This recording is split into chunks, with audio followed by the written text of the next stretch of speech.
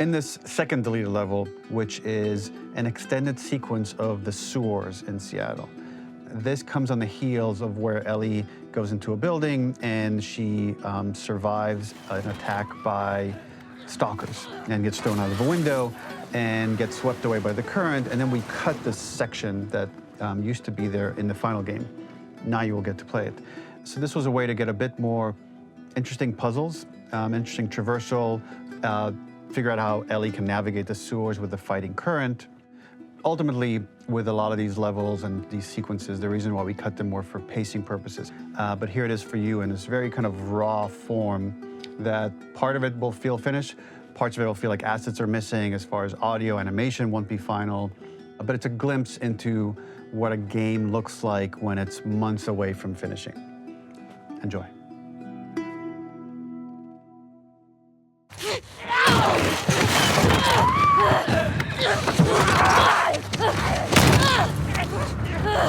Get off of me!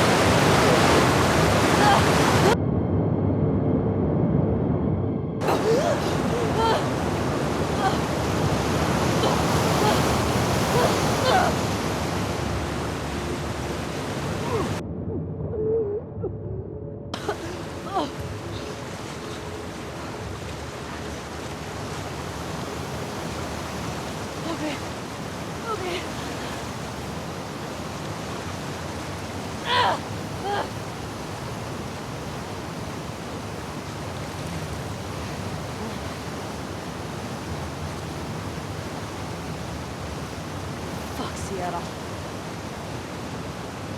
Okay, where the hell am I? This level, internally known as Find Nora, was quite long in duration as we had to make Ellie traverse a far distance to the opposite side of downtown Seattle.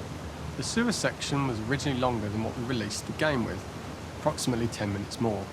This was one of the few areas of the game that used water flow as part of a traversal puzzle. The player has to go upstream to use the current to get to the platform to reach the other side. We mostly cut this mechanic game-wide, however it remained in essence in the section swimming to the aquarium as Ellie when you were avoiding the waves.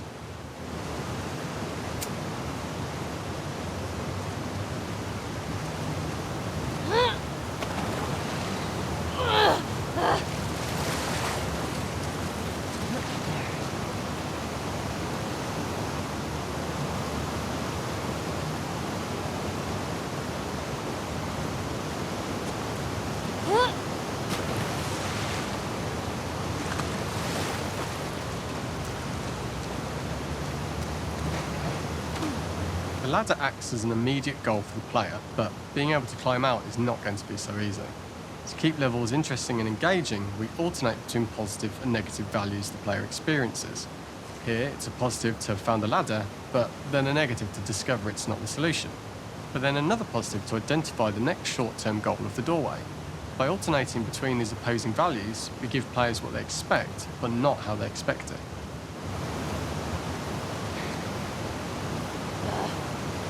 Fucking kidding me.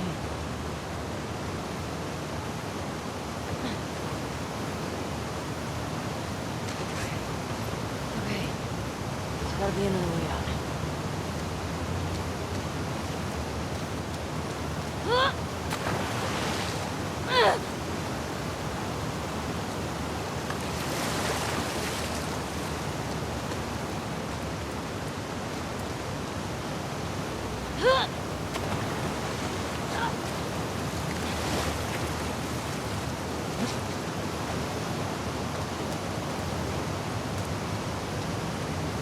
When players reach the doorway and enter into the room, they're faced with a dead end. The real reason for this dead-end room is that on the reversal, when exiting back out of the doorway, players are faced with the route onwards. A pipe that they'd not been able to see when they were swept past it on the way in, and something that was hidden from view when on the side platforms. The intention here being that the only option is to go off the standard path in order to search for a way out. What have we got here?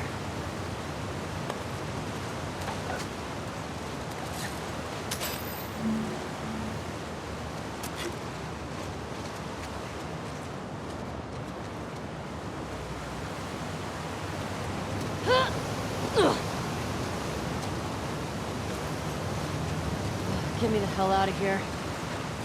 Ugh. Throughout the rest of the level, we also used light to indicate to the player that they were heading in the right direction.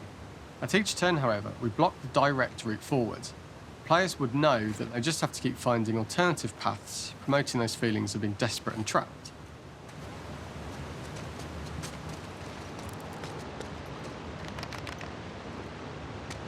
We slowly introduced the player to consider climbing into smaller pipes and crouching in these tight spaces. This is to slowly build up to, and encourage, the player to climb into such a small pipe that they'd have to be crawling on their stomach, which is something that the player previously may not have recognised as a playable space, let alone the desired route they need to take.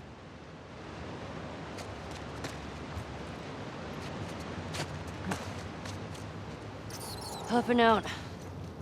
Just keep going up and out. We added a tiny space just to reward the player's exploration with a pickup item, and we made sure it was something that made sense that you'd find in this area. A canister and all the garbage that had been washed into the sewers from the surface.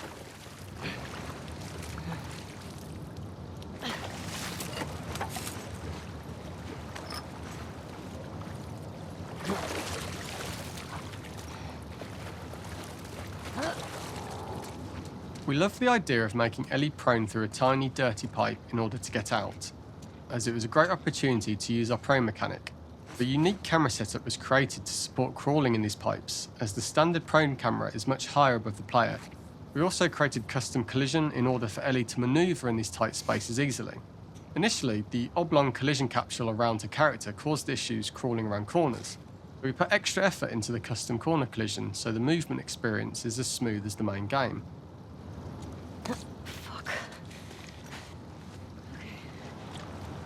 Don't lose your shit, Ellie.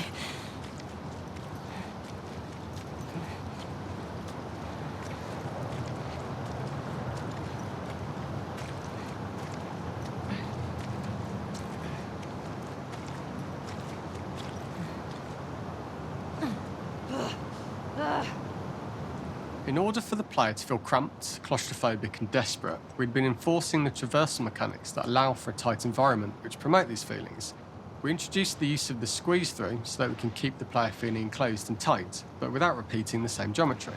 Here we changed from low ceilings with wider walls to high ceilings and tight walls to change up the spatial pacing and keep the level from repeating itself.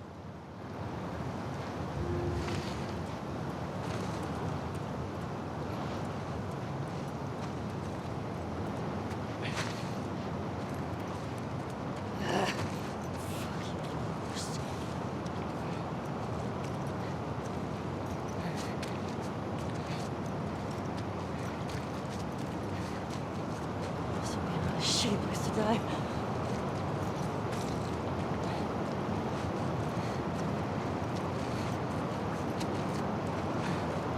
Originally, we had the waterline much higher here, so players had to swim through this tight tunnel. However, from watching user test feedback, it was occasionally causing people to discount the route entirely and turn back on themselves. So to avoid any risk of this happening in the final game, we present a lower water level so the tunnel is easy to see and commit to using. Although this isn't as impactful without the prone swim, it's the better decision as it means a smoother experience for the player with no backtracking frustration. As we surface from the water and over the crest of the slope, we reveal what is further in this tunnel. A clicker that has sprouted and the fungus has grown on the sides of the pipe. It was great to see people who user tested this area becoming increasingly worried as we forced the player to squeeze past the fungus and inches away from the clicker's face, all the time not being sure whether the clicker might be alive or attack them. Although we aren't as cruel as to force a clicker attack in such close proximity, we do have a payoff for this moment. This clicker momentarily turned into Joel to show Ellie's PTSD from what happened to Joel at the start of the game. Ultimately, we decided to save this moment for the farm level, as it was more impactful there because it could become the centrepiece of that experience. Whereas in the sewers, we weren't able to make it as much of a narrative point and give it the breathing room and reaction time that it deserves, given the tight space.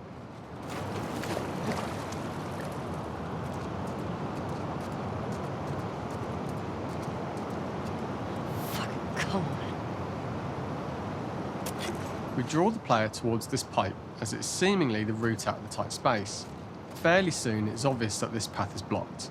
If the player goes all the way up to the bars that block the path, they are rewarded with a pickup, so this journey doesn't feel wasted. It was important to encourage the player to try to progress along this path so that they would subtly be thinking of progress in this direction. We hint to the player that there is a bigger, new space beyond this pipe by showing the player the waterfall. This helps players consider the other route where they don't know how far the tunnel is or whether they'd make it.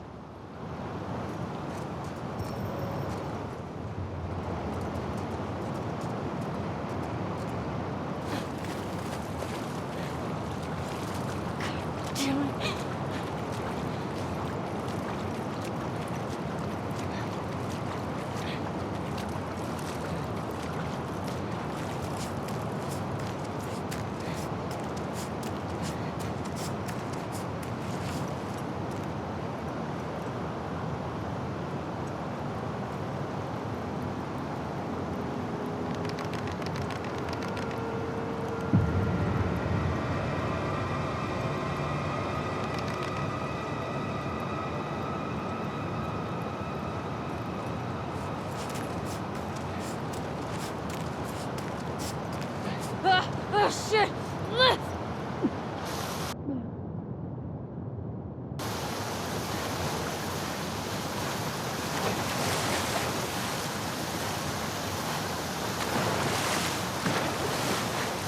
For the final section, we eventually opened you out into a wider area as you traverse through such tight spaces leading up to this. So changing the environmental pacing makes it begin to feel like we're coming to the end of Ellie's ordeal. An earlier iteration used the current that we'd shown at the start for a slightly tougher traversal puzzle to conclude the sewers. The ladder was clearly visible from most of the area, but the player was faced with a fast-flowing torrent of water they couldn't cross. If the player attempted to jump into the water, they were not able to swim across the ladder due to the water's speed. But instead, they had to traverse the pipe running along the top of the space in order to get across the water.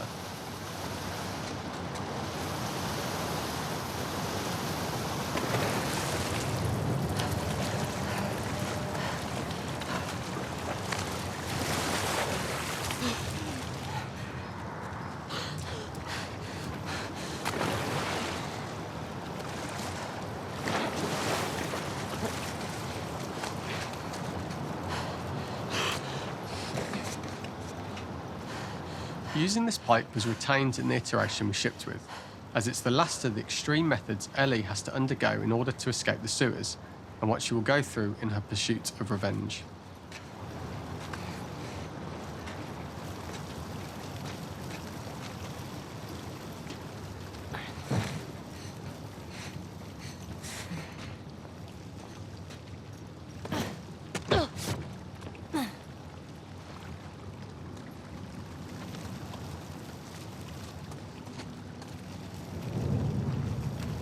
The last ladder climb is quite lengthy, and although we could have trimmed it down to a shorter climb, we liked how this last segment of the journey built anticipation for whether there was success at the top or not after all you've been through. Ultimately, the ladder exits out into the subway station, which is how it connects in the final game. Ellie then has to find her way to the hospital from here, crossing paths with the scars for the first time.